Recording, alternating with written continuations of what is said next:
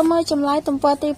6 1បំពេញចន្លោះខាងក្រោមអញ្ចឹងគេមានចំនួន183.645ដោយដឹងថាលេខ1នេះស្ថិតនៅខ្ទង់100អញ្ចឹងវាមានតម្លៃ1គុណនឹង100ស្មើនឹង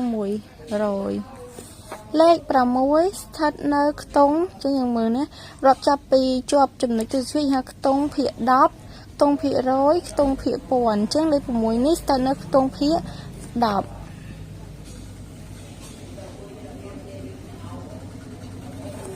ហើយវាមានតម្លៃ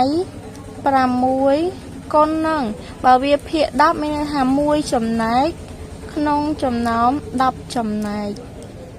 ស្មើនឹង0.6លេខ4ស្ថិតនៅខ្ទង់ភាគ10 100អញ្ចឹងលេខ4ស្ថិតនៅខ្ទង់ភាគ100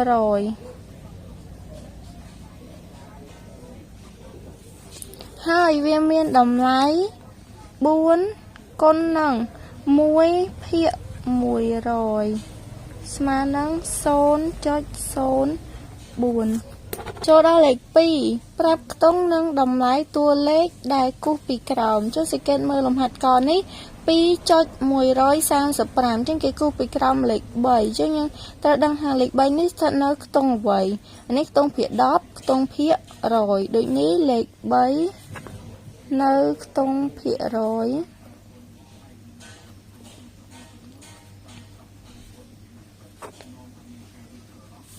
ហើយវាមានតម្លៃ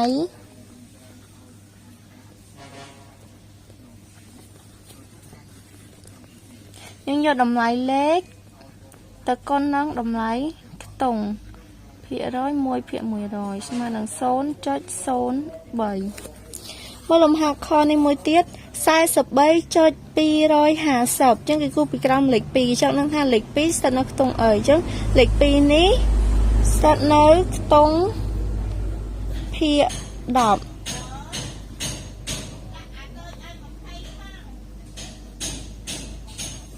ហើយវាមានតម្លៃ2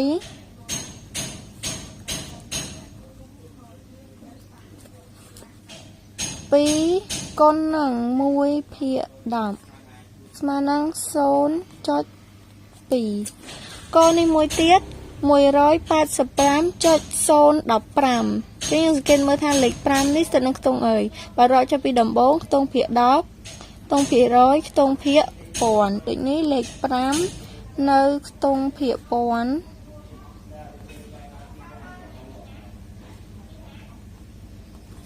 ហើយវាមានតម្លៃ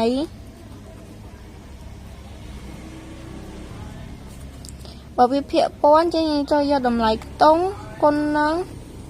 តម្លៃលេខ1ភាគ1000ស្មើនឹង 0.005 សកលគេមានចំនួន 0.603 ចឹងគេគូសពីក្រោមលេខ0ចឹងគេដឹងថា0នេះនៅខ្ទង់អ្វីចឹងយើងសង្កេតមើលអានេះខ្ទង់ភាគ10ខ្ទង់ភាគ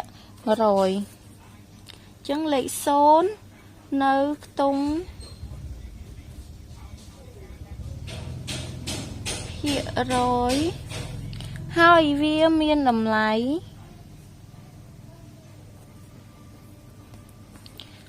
0គុណនឹងភាគរយគុណនឹង1លើ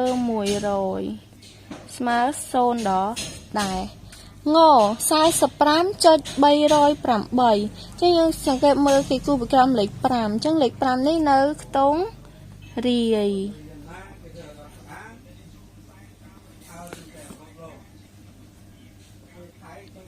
ហើយលេខ5មានតម្លៃ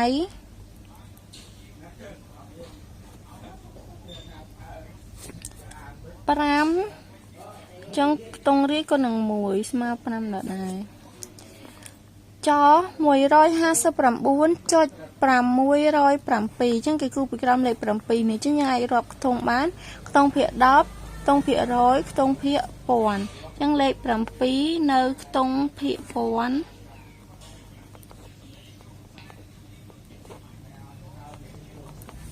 ហើយវាមានតម្លៃ7គុណនឹង1ភាគ1000ស្មើនឹង 0.007 អក្សរឆ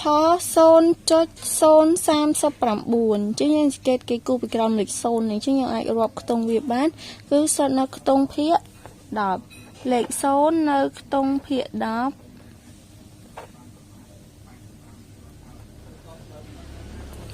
ហើយវាមានតម្លៃ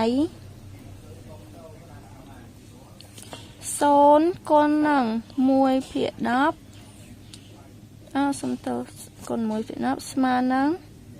0ដដែលចុចដល់ច 0.075 ចឹងយើងសង្កេតមើលគេគូពីក្រោមលេខ7ចឹងលេខ7នេះស្ថិតនៅខ្ទង់ភាគរយយើងរាប់ពីដំបូងមកភាគ10ភាគរយ